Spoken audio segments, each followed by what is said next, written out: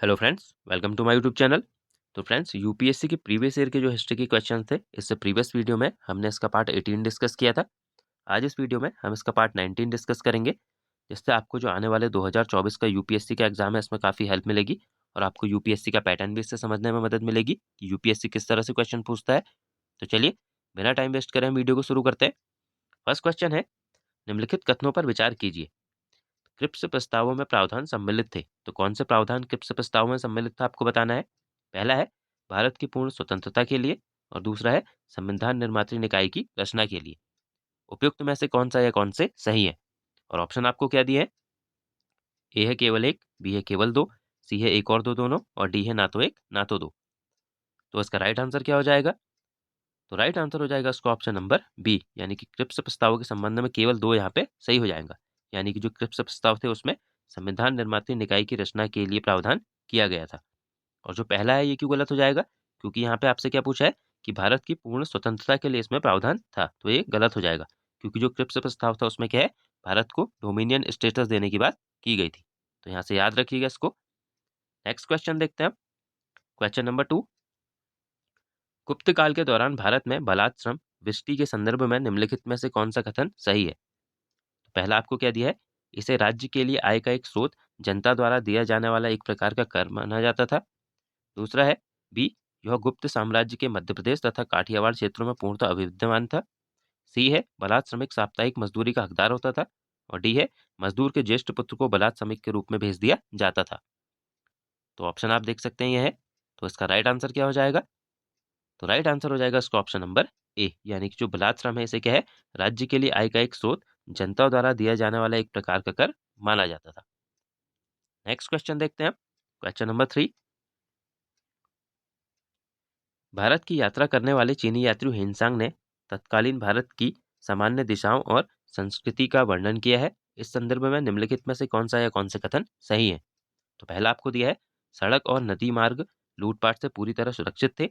दूसरा है, जहां तक अपराधों के लिए दंड का प्रश्न है, अग्नि जल व विष द्वारा परीक्षा किया जाना ही किसी भी व्यक्ति की निर्दोषिता अथवा दोष के निर्णय के साधन थे। तीसरा है, व्यापारियों को नौघाटों और नौकाओं पर शुल्क देना पड़ता था। और ऑप्शन आपको क्या दिया आप देख सकते हैं, ए है केवल एक, बी है केवल दो और तीन, सी है एक और तीन और डी है एक दो और तीन। तो इसका राइट आंसर क्या हो जाएगा? तो राइट आंसर हो जाएगा इसका ऑप्शन नंबर बी, यानी कि जो हिनसांग ने दो और तीन कथन कहे थे ये क्या है, सही हो जाएंगे। और यहाँ पे पहला जो है ये गलत हो जाएगा, यानी कि ये उसने नहीं कहा था कि सड़क और नदी मार्ग लूटपाट से पूरी तरह सुरक्षित थे, यानी कि वो सुरक्षित नहीं थे। ठीक है, नेक्स्ट क्वेश्चन देखते हैं। क्वेश्चन नंबर 4, भारत के इतिहास के संदर्भ में निम्नलिखित युग्मों पर विचार कीजिए। तो एक तरफ आपको प्रसिद्ध स्थल दिए हैं और दूसरी तरफ वर्तमान राज्य दिए हैं। तो आपको बताना है, भीलसा मध्य प्रदेश, द्वार समुद्र महाराष्ट्र, तीसरा है गिरनार गुजरात, चौथा है स्थानेश्वर उत्तर प्रदेश। उपयुक्त युग्मों में से कौन से सही सुमेलित हैं? और ऑप्शन आपको क्या दिया आप देख सकते हैं, ए है केवल एक और तीन, बी है केवल एक और चार, सी है दो और तीन और डी है केवल दो और चार। तो इसका राइट आंसर क्या हो जाएगा? तो राइट आंसर हो जाएगा इसका ऑप्शन नंबर ए, यानी कि एक और तीन यहाँ पे सही सुमेलित हो जाएंगे। यानी कि जो भीलसा है वो मध्य प्रदेश में है और जो गिरिनगर है ये कहाँ, तो ये गुजरात में है। और जो बाकी आपको यहाँ पे दिए हैं उसमें से क्या है, द्वार समुद्र कहाँ है, तो द्वार समुद्र कर्नाटक में है और जो स्थानेश्वर है ये कहाँ, तो ये हरियाणा में स्थित है। तो यहाँ से इनको भी याद रखिएगा। नेक्स्ट क्वेश्चन देखते हैं। क्वेश्चन नंबर 5, कौन से बृहद मंदिर के प्रारंभिक अभिकल्पना और निर्माण सूरसेन द्वितीय के राज्यकाल में या दौरान हुआ था? तो ऑप्शन आप देख सकते हैं, ए है श्री मरियम्मन मंदिर, बी है अंकोरवाट मंदिर, सी है काटू केब्ज मंदिर और डी है कामाख्या मंदिर। तो इसका राइट आंसर क्या हो जाएगा? तो राइट आंसर हो जाएगा इसका ऑप्शन नंबर बी, यानी कि जो अंकोरवाट का मंदिर है ये क्या है, सूर्यवर्मन द्वितीय के राज्यकाल में इसका निर्माण हुआ था। और ये कहाँ स्थित है, तो याद रखिएगा ये कंबोडिया में स्थित है। नेक्स्ट क्वेश्चन देखते हैं। क्वेश्चन नंबर 6, निम्नलिखित जोड़ों में से किसका सुमेल है? तो ऑप्शन आप देख सकते हैं, पहला आपको दिया है एलोरा की गुफाएं शक, बी है मीनाक्षी मंदिर पल्लव, सी है खजुराहो मंदिर चंदेल और डी है महाबलीपुरम के मंदिर राष्ट्रकूट। तो इसका राइट आंसर क्या हो जाएगा, यानी कि कौन यहाँ पे सही सुमेलित है? तो राइट आंसर हो जाएगा इसका ऑप्शन नंबर सी, यानी कि जो खजुराहो के मंदिर है इसका निर्माण किसके द्वारा, तो चंदेल राजाओं के द्वारा इसका निर्माण किया गया है। और जो बाकी आपको प्रश्न में दिए गए हैं उसमें से एलोरा की गुफाएं क्या है, विभिन्न कालों में निर्मित हुई हैं, परंतु इनका शकों से कोई संबंध नहीं है, तो ये गलत हो जाएगा पहला। और जो मीनाक्षी मंदिर है ये क्या है, पांड्यों द्वारा, और जो महाबलीपुरम के मंदिर हैं ये पल्लव शासकों द्वारा निर्मित है। तो यहाँ से याद रखिएगा किस किस के द्वारा निर्मित है, ये आपके आने वाले एग्जामों के लिए काफी इंपॉर्टेंट है। नेक्स्ट क्वेश्चन देखते हैं अब हम। क्वेश्चन नंबर 7, निम्नलिखित में से कौन भारत में उपनिवेशवाद का या के आर्थिक आलोचक थे या थे?